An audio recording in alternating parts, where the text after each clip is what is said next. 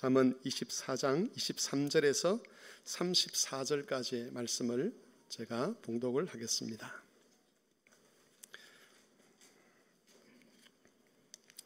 구약성경 938쪽쯤 되겠습니다. 잠언 24장 23절에서 34절까지 말씀 제가 봉독합니다. 이것도 지혜로운 자들의 말씀이라. 재판할 때에 낯을 보아주는 것이 옳지 못하니라.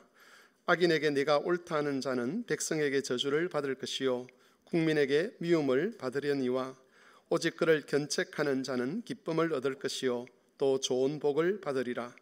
적당한 말로 대답함은 입맞춤과 같으니라. 내 일을 밖에서 다스리며 너를 위하여 밭에서 준비하고 그 후에 내 집을 세울지니라. 너는 까닭없이 내 이웃을 쳐서 정인이 되지 말며 내 입술로 속이지 말지니라.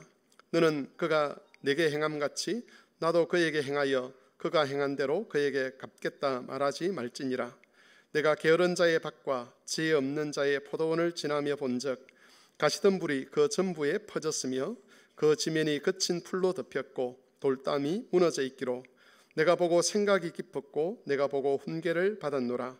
네가 좀 더 자자 좀 더 졸자 손을 모으고 좀 더 누워 있자니 내 빈궁이 강도같이 오며 내 곰핍이 군사같이 이르리라. 구약시대 이스라엘 백성들에게는 지혜의 말씀으로 인정되는 여러 책들이 있었습니다. 그런 책들을 한 권으로 모아서 지금 우리가 가지고 있는 이 잠언 말씀이 된 것이죠.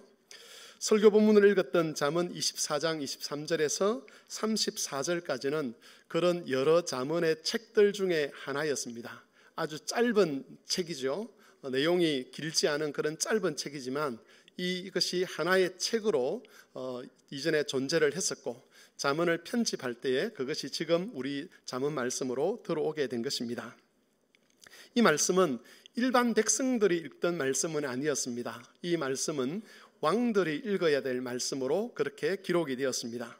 나라를 지키고 보호하기 위해서 왕이 기본적으로 어떤 일을 해야 되는지를 기록해서 왕 곁에 두고 왕은 항상 그것을 보고 읽으면서 자기가 무엇을 해야 되는지를 되새겼다는 것이죠. 그래서 왕들을 위하여 기록한 말씀 그렇게 보면 됩니다.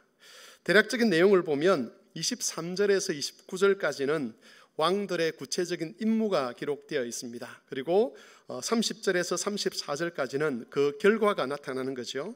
23절을 보시면 왕이 재판을 할 때는 공정하게 재판해야 된다는 것을 가르치고 있습니다. 24절에서 25절 말씀을 보면 왕은 악인의 편을 들지 말아야 되고 반드시 악인들을 책망해야 된다라고 말씀하고 있습니다. 그리고 27절을 보면 내 집을 세우라는 말씀이 있는데 이것은 비유적인 표현이지요. 왕에게 있어서 집은 나라를 의미합니다. 나라를 다스리는 데 있어서 백성들이 굶주리지 않도록 하는 것이 왕에게 중요한 임무라는 것입니다.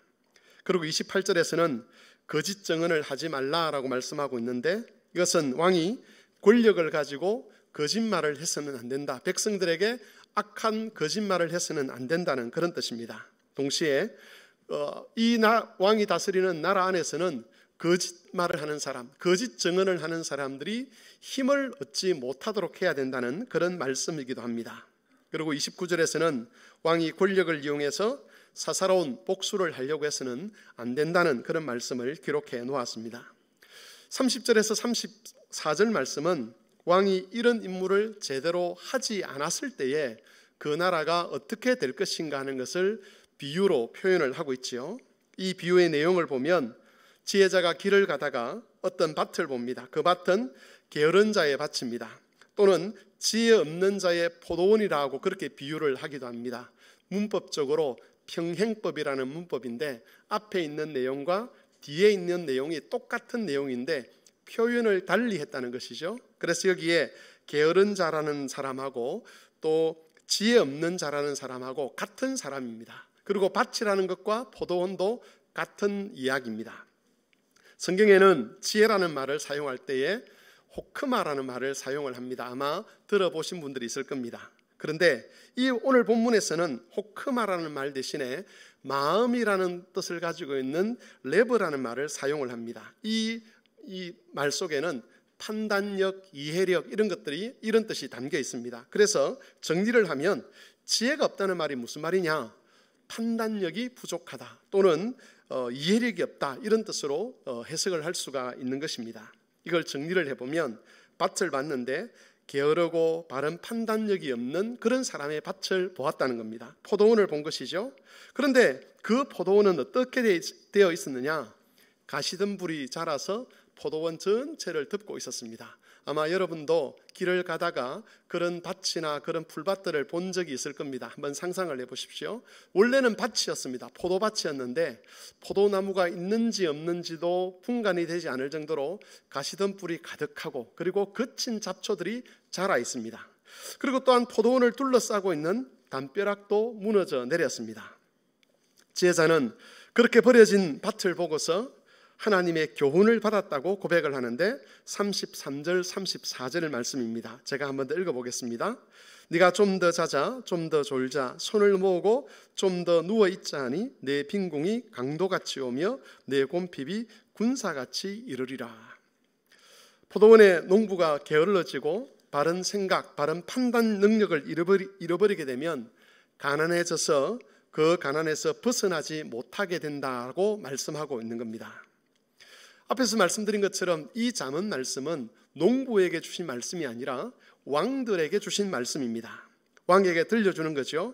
만일 왕의 직무를 제대로 하지 못하게 되면 게으르고 어리석은 농부가 그 밭을 망치는 것처럼, 그래서 가난에서 벗어나지 못하는 것처럼 역시 왕도 지혜롭지 못하게 되고 게을러지게 되면 나라를 망치게 되고 나라를 망하게 할 수 있다라는 것을 경고의 말씀으로 주고 있는 것입니다. 사실 여러분, 왕의 임무와 역할에 최선을 다하는 것은 쉬운 일이 아니죠. 권력을 가진 사람이 아는 사람에 대해서 재판을 하는데 공의롭게 재판을 한다는 것은 쉽지 않습니다. 만일 여러분이 왕이고 여러분의 자녀나 친척이나 누군가가 잘못해서 재판을 받는다고 할 때에 사람에게는 인지상정이라는 것이 있지 않습니까? 그래서 그 아는 얼굴 때문에 그 사람에게 정당한 재판을 할 수가 없는 거죠. 특별히 그 사람에게 큰 불이익이 가해진다라고 하면 정당한 재판을 하기보다는 차라리 아는 얼굴에 그 사람 편을 들어주는 그런 경우들이 허다하게 많습니다. 그렇기 때문에 왕의 역할을 제대로 한다는 것, 그건 생각보다 쉽지 않습니다. 성경에서 가르치는 왕의 임무를 수행하고 거기에 헌신한다는 것은 우리가 일반적으로 생각하는 것처럼 그렇게 쉬운 일이 아니라는 것이죠.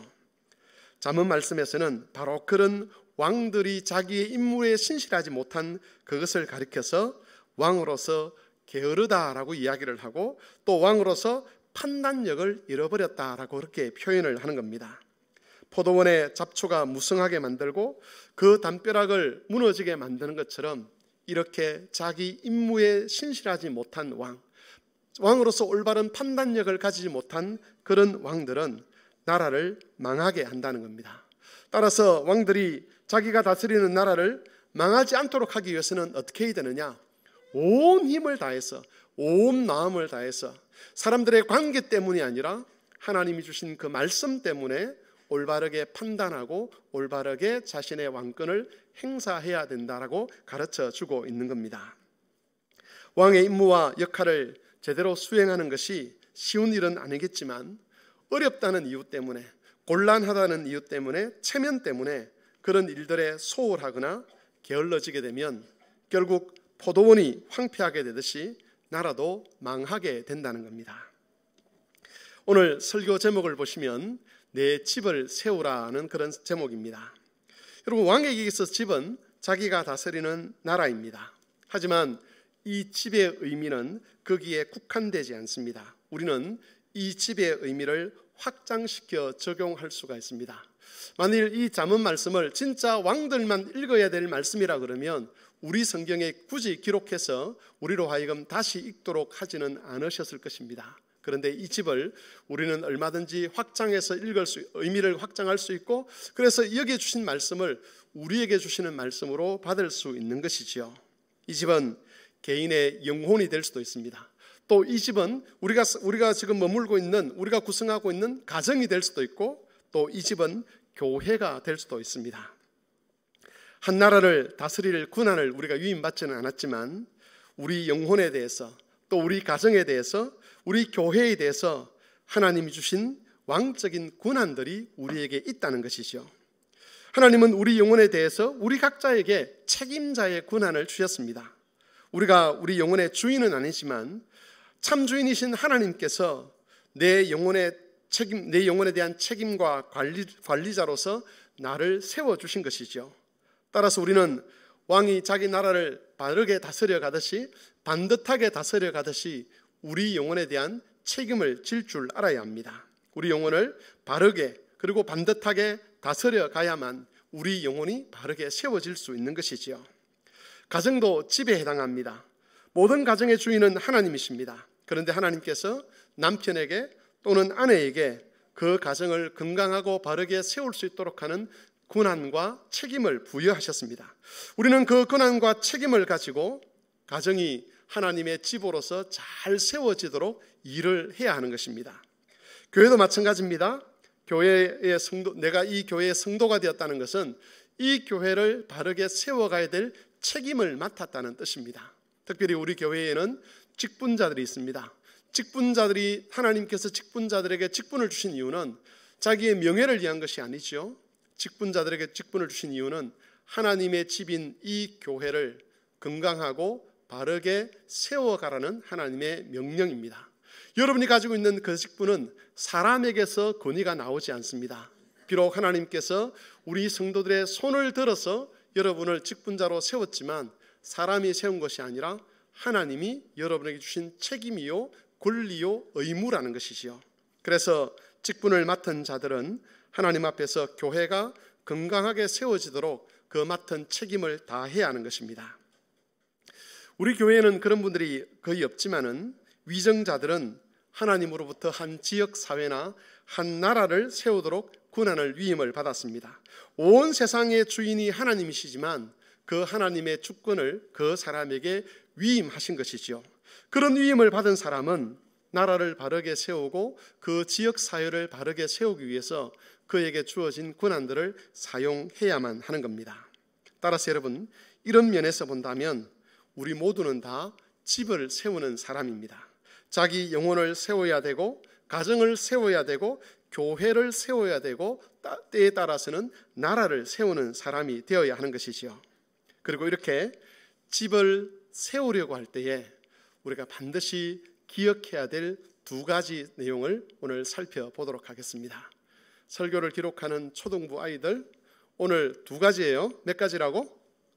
두 가지. 첫 번째는 우리 집이 황폐화될 수 있다. 이게 첫 번째 주제고, 그 다음 두 번째 주제는 게으르지 말아야 한다. 이 두 가지 주제예요.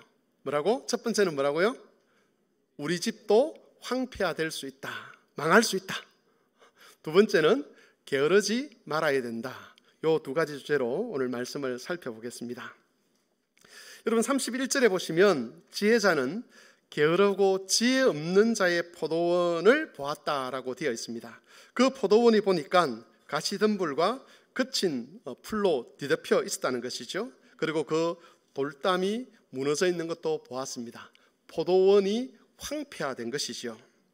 가시덤불과 거친 잡초들이 포도원을 덮었다는 것은 거기에서는 포도를 수확할 확률이 없다는 것을 의미합니다. 열매를 맺을 수 없는 포도원이라는 것이죠. 돌담은 짐승들이 함부로 드나들지 못하도록 막는 역할을 하기 위해서 쌓아 올린 벽입니다. 그런데 그게 무너졌다는 것은 짐승들이 마음대로 포도원을 드나들면서 그 포도원을 짓밟아 버리고 거기에 있는 곡식들을 헤집어 버렸다는 그런 뜻으로 이해를 할 수가 있습니다. 한마디로 게으르고 지혜 없는 자의 포도원은 포도원으로서의 기능을 완전히 상실해 버리고 황폐화된다는 겁니다. 여러분, 우리 영혼도 이렇게 될 수가 있습니다. 우리 가정도 이렇게 황폐화될 수 있고 우리 교회도 이렇게 황폐화될 수 있는 것이죠. 만일 우리가 하나님이 유임하신 그 일들을 제대로 하지 아니하고 게을러지게 되면 판단력이 흐려지게 되고 우리 각자의 영혼을 망치는 일, 우리 가정을 망치는 일, 우리 교회를 망치는 일을 하게 되는 겁니다. 그러므로 우리는 하나님이 위임하신 그 고난들을 가지고 부지런히 가시덤불과 잡초를 제거하고 돌담이 무너지지 않도록 손을 보아야 합니다. 혹시라도 무너질 것 같은 징조가 보이면 다시 돌담을 쌓아가야만 하는 겁니다. 여러분, 여기서 중요한 것은 잠언에서 말씀하고 있는 이 황폐함이라는 것은 물리적인 것에 초점 맞추어져 있지 않다는 겁니다. 잠언에서 주로 경고하는 것은 영적인 황폐함입니다. 이 영적인 황폐함이 진행되고 있는 동안에는 그 당사자들도 제대로 그것을 알아차리지 못하는 경우가 많습니다. 여러분, 영혼의 담벼락이 무너지는 것이 우리 육신의 눈에 그게 보이지는 않지 않겠습니까? 한 가정에 영적인 가시덤불과 그친 잡초들이 자라고 담벼락이 무너져가는 것은 우리의 물리적인 시선으로는 파악을 할 수가 없습니다. 그래서 만일 육신의 눈만 가지고 살피려고 한다면 실상과는 다른 판단을 우리가 할 수 있다는 겁니다. 예를 들어서 어떤 한 가정이 있는데 그 가정이 재정적으로도 부유하고 자녀들이 세상적으로 다 인정받고 성공을 하고 가족들은 다 건강하고 이웃들과의 관계도 아무런 문제가 없이 사이좋게 지낸다고 했을 때에 그 가족의 당사자들도 그렇고 그 가족을 지켜보는 다른 사람들도 그렇고 그런 가정 속에 황폐함이 진행되고 있다라고 인정할 수 있는 그런 경우는 잘 없을 것입니다. 상상이 잘 안 되는 것이지요. 하지만 아무리 좋은 조건 속에 살고 있어도 또 아무리 모든 일들이 형통하게 이루어진다 할지라도 그것과 상관없이 영적인 황폐함이 진행되고 있을 수 있다는 것이 바로 이 잠언의 가르침이라는 겁니다. 만일 가족들이 세상적인 형통함과 번성함에만 관심을 가지고 그것을 기준으로 자신의 삶을 평가한다면 그 형통함이 크면 클수록 그 사람들의 영혼은 가시덤불과 그친 잡초들에 의해서 장악이 될 것입니다.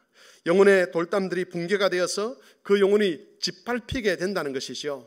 그럼에도 불구하고 그 사실을 그 가족들은 전혀 알 수가 없을 것입니다. 그래서 성도 여러분, 만일 우리 영혼과 가정과 교회의 황폐함을 막으려고 한다면 하나님이 주신 그 기준을 가지고 정말 진지하게 고민을 하고 생각을 해 보아야 합니다. 지금 우리 가정은 하나님이 주신 그 뜻대로, 하나님이 주신 그 말씀대로, 하나님이 주신 그 인생의 목표대로 제대로 가고 있는 것인가? 아니면 그것과 상관없이 내 만족, 내 즐거움, 내 유익, 내 자랑을 하는 데만 형통한 가정인가를 돌아보아야 한다는 것이죠.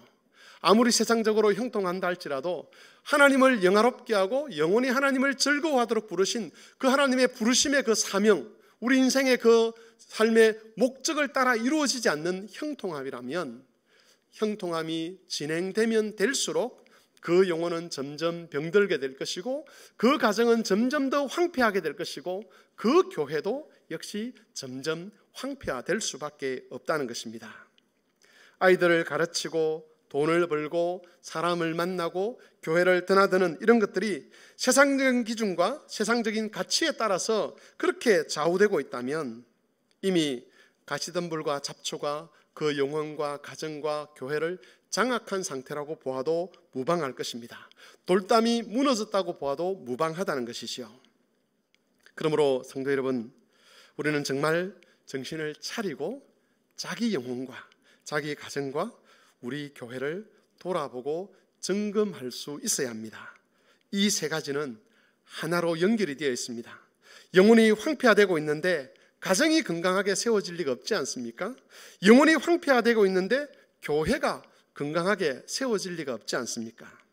만일 지금 직분자들 중에서 여러분이 교회와 관련해서 하나님이 주신 그 직무를 제대로 수행하고 있지 못하다면 어쩌면 여러분의 영혼이 이미 가시덤불과 또는 잡초들에 의해서 장악된 상태일 수 있고 여러분의 가정이 그런 상태일 수 있다는 것을 우리는 주의 깊게 들어야만 합니다.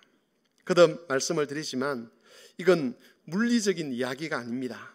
자녀들에게 좋은 아버지, 좋은 어머니로 인정받는 그런 사람들 중에서도 영혼과 관련해서는 얼마든지 게으르고 지혜 없는 아버지, 지혜 없는 어머니가 될 수 있다는 것이지요. 아무리 내가 만족하고 아무리 우리 가정이 화목하고 아무리 교회에 좋은 친구가 많이 있어도 그것이 우리 영혼이 건강하다는 것을 의미하지는 않는다는 겁니다. 우리는 하나님께 우리 자신과 가정과 교회의 영적 상황을 돌아볼 수 있는 지혜를 주시기를 하나님께 간구해야 합니다. 그러면서 말씀을 기준으로 삼아서 과연 우리 영혼에 자라난 잡초들이 없는지, 우리 가정을 뒤덮고 있는 가시덤불이 없는지를 살펴보아야 하는 것이지요. 하나님이 주신 말씀의 기준이 무너지게 되면 세상적인 것이 그 무너진 기준을 통해서 가정에 침투하는 통로를 삼게 됩니다. 그리고 그 가정은 얼마 지나지 않아서 모든 담벼락이 무너진, 영적으로 보면 완전히 황폐된 가정이 될 수 있는 것이지요. 여러분, 이 경고의 말씀을 꼭 기억하시기를 바랍니다. 이 잠언 말씀에서 하나님께서 모든 하나님의 백성들에게 주시는 경고의 말씀이죠. 너희들의 영혼도 파괴될 수 있다. 너희들의 가정도 황폐화될 수 있다. 너희들의 교회도 황폐화될 수 있다. 그러니 잘 살펴서 황폐함을 막고 하나님께서 주신 그 언약의 복을 따라 영생의 삶을 누렸으면 좋겠다라고 하는 하나님의 뜻이 담겨 있는 것입니다. 이 경고의 말씀을 잘 기억하셔서 여러분의 영혼과 여러분의 가정과 가정이 영적인 황폐함에 휩싸이는 것을 막으시고, 그리고 이 교회가 황폐화되는 것을 부지런히 막으시고, 그래서 우리가 생활하는 모든 것들이 하나님의 복 안에서 이루어질 수 있도록 애쓰시는 그런 성도들이 되시기를 바랍니다. 우리가 두 번째로 기억해야 될 것은 영적인 황폐함을 막기 위해서는 게으르지 말아야 한다는 겁니다. 제자가 본 포도원이 가시덤불과 그친 잡초가 무성하고 돌담이 무너져 짐승들에게 짓밟히는 곳이 되었던 것은 이 사람이 게을렀기 때문입니다. 33절 이하에 보시면 이 게으른 사람의 평소 삶의 태도가 기록되어 있습니다. 좀 더 자자, 좀 더 졸자, 손을 모으고 좀 더 누워있자. 머릿속에 그림을 그려보시면 어떤 모습으로 누워있는지 아시겠죠? 방 한 구석에서 손을 사타구니 속에 놓고 이렇게 굴렀다가 저렇게 굴렀다가 사람이 불러도 제대로 일어나지도 않고 그렇게 하루 종일 보내는 그런 사람을 우리가 상상할 수 있습니다. 여러분, 이런 태도를 가지고 있으면 아무도 그 포도원이 황폐화되는 것을 막을 수 없지 않겠습니까? 그런데 여기에 주의할 것이 있습니다. 우리는 이런 사람들의 이야기를 들으면 즉시로 어떤 생각을 하느냐 하면, 나는 게으른 사람이 아니구나 하는 그런 생각을 하게 됩니다. 우리 중에 이런 식으로 사는 사람은 아무도 없지 않습니까? 특별히 직장 생활을 하시는 분들, 가정에서 자녀를 돌보는 가정주부들은 절대 이렇게 살 수가 없습니다. 아침에 늦게까지 누워있으면서 좀 더 자자, 좀 더 졸자, 손을 모으고 좀 더 누워있자, 그렇게 말을 하면서 직장 생활을 할 수 있는 사람은 우리 중에 아무도 없습니다. 좀 더 졸고 좀 더 자면서 자녀들을 먹히고 입히는 것도 불가능합니다. 그래서 웬만한 사람들은 이 게으름이 자기 이야기가 아니라고 생각하는 것이죠. 하지만 여러분, 이 이야기의 맥락을 보면 아무도 안심할 수 없다는 것을 알 수 있게 됩니다. 앞에서 계속 말씀을 드렸지만 이 말씀은 나라를 다스리는 왕들에게 주신 말씀입니다. 왕이 게을러지게 되면 나라가 황폐하게 될 것을 경고하는 말씀이죠. 그런데 여기서 말하는 왕의 게으름이라는 것은 단순히 육신적으로 좀 더 많이 자고 좀 더 졸고 손을 모으고 좀 더 누워있는 그걸 가리키는 게 아니라는 겁니다. 이것은 비유인데 이 비유를 통해서 지적하는 것은 왕이 자기 임무를 소홀하게 하는 겁니다. 왕이 공의롭게 재판을 해야 되고 악한 자들을 책망을 해야 되고 백성들에게 먹을 것을 주기 위해서 노력을 해야 되고 거짓 증언이 그 나라에서 통하지 않도록 해야 되는데 그걸 하지 않는 것을 가리켜서 왕의 게으름이라고 이야기를 하는 겁니다. 왕이 개인적인 이유 때문에 재판을 공정하게 하지 않는 것도 왕으로서 게으른 일입니다. 악한 자를 책망하지 않고 벌하지 않는 것도 왕으로서 역할을 못하고 게으르게 하는 것입니다. 왕이 자기의 임무를 게을리하게 되면 농부가 자기 임무를 게을리해서 포도원이 황폐해지는 것처럼 나라가 황폐해지게 되는 것이죠. 바로 그런 게으름을 비유로, 그것이 얼마나 심각한 것인가를 알려주기 위해서 비유를 사용하는 겁니다. 지금 너 왕의 너의 모습이 어떤 모습과 똑같은 건 줄 아느냐? 좀 더 자자, 좀 더 졸자, 손을 모으고 좀 더 눕자라고 하며 뒹굴거리고 있는 그 사람의 모습과 네 모습이 조금도 다르지 않다라고 그렇게 지금 경고하시는 겁니다. 따라서 여기서 말씀하고 있는 이 게으름이라는 것은 아무 일도 하지 않는 그런 게으름을 말하는 것이 아닙니다. 육신적으로 보면 오히려 많은 일을 하고 열심히 일하는 것일 수도 있습니다. 중요한 것은 얼마나 많은 일을 하느냐, 얼마나 열심히 사느냐는 것이 아니라는 것이죠. 관건이 되는 것은 그가 해야 될 일을 제대로 하고 있느냐는 겁니다. 아무리 열심히 살아도 해야 될 일을 제대로 하지 않는다면 그 사람의 영혼과 가정에는 가시덤불과 거친 잡초들이 무성하게 될 것이고 담벼락이 무너져서 영혼의 악한 짐승들에게 짓밟히는 일들이 일어나게 되는 것이죠. 김남준 목사님이라는 분이 있습니다. 그분이 쓰신 게으름이라는 책이 있는데 그 책에 이 부분과 관련된 내용이 나옵니다. 여러분 화면을 통해서 우리 같이 한번 확인하고 읽으면서 살펴보도록 하겠습니다. 같이 한번 천천히 읽어보겠습니다. 바쁘게 산다고 해서 모두 하나님 앞에 부지런한 것은 아닙니다. 자기가 무엇을 하고 있고 왜 그것을 하고 있으며 그것을 통해서 하나님께서 어떻게 영광을 받으시는지 모르면서 분주하게 사는 것은 문이 돌적이를 따라 단지 바쁘게 도는 것과 같은 삶일 뿐입니다. 육체적으로 볼 때는 게으른 삶이 아니지만 그의 내면의 영적 세계는 하루 종일 침상을 부르는 사람보다 크게 나을 것이 없습니다.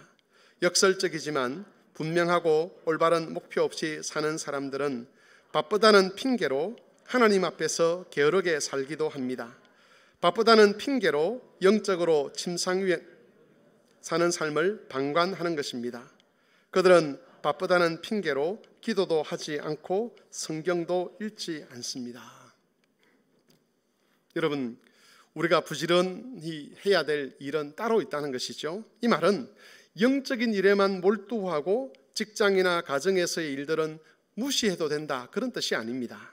우리는 직장에서나 가정에서나 우리에게 맡겨진 일에 최선을 다해야 되고 그것을 통해서 우리가 섬기는 하나님이 누군지를 드러낼 수 있어야 합니다. 다만 그런 일에 부지런하고 바쁘다는 핑계 때문에 영적인 일을 게을리하게 되면 육신적인 수고들조차도 헛된 것으로, 소용없는 것으로 결과가 나게 된다는 겁니다. 따라서 우리는 우리 자신과 가정과 교회에 영적인 가시덤불과 잡초들이 자라지 못하도록 해야 합니다. 말씀을 읽어야 합니다. 묵상하는 일을 계속해 가야 합니다. 기도하는 일에 게을러서는 안 되는 것이죠. 바쁘다는 핑계로 경건에 이르는 연습을 소홀하게 되면 아무리 다른 일에 열심을 내어도, 아무리 내가 열심히 살아도 내 영혼에 영적인 잡초들이 무성해질 수밖에 없고 가정의 영적인 담벼락이 무너지고 교회가 병들어 갈 수밖에 없는 겁니다. 물론 이것은 쉬운 일이 아닙니다. 그러나 여러분, 어렵다는 핑계가 우리와 가정과 교회의 영적인 황폐함을 막아주지는 않는다는 것이죠. 우리가 아무리 힘들다 그러면서 그렇게 그 힘든 것을 핑계 삼는다 할지라도 그 핑계 자체가 우리 영혼이 병들어가는 것, 우리 가정이 영적으로 황폐해지는 것, 우리 교회가 영적으로 무너져가는 그것을 막아주지 않는다는 겁니다. 공정한 재판을 해야 되는 왕이 아는 사람이라는 이유 때문에 공정한 재판을 포기를 해버리면, 그런 일에 게을러지게 되면 그 나라를 망하게 할 수밖에 없지 않겠습니까? 이 부분에 대해서도 김남주 목사님이 쓰신 글이 있는데 같이 한번 더 읽어보도록 하겠습니다. 같이 읽겠습니다. 그런데 어쩌면 여러분에게 이런 변명이 떠오를지도 모릅니다. 영혼을 돌아보며 사는 일이 싫어서 그렇게 안 사는 게 아니다.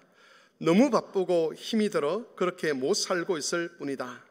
즉 자신의 영혼에 어떤 도전을 주고 그 영혼으로 하여금 하루를 감당할 수 있도록 힘을 충전시켜주는 은혜의 생활을 위해서 헌신할 만한 육체와 마음의 여력이 자신에게 없다고 생각하는 것입니다.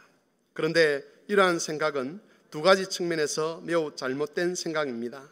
첫째로 이것은 더 이상 하나님을 향해 나아갈 의지가 없다는 불순종의 표현이기 때문입니다. 둘째로 이것은 사실상 하나님 없이 사는 삶의 선택이기 때문입니다. 이런 변명이 그럴싸하게 들린다면 정직하게 스스로를 돌아보십시오.